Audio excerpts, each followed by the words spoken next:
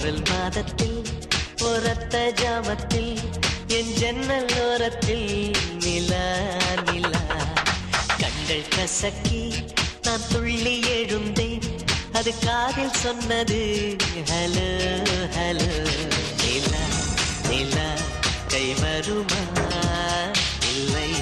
இல்லை கை சுடுமா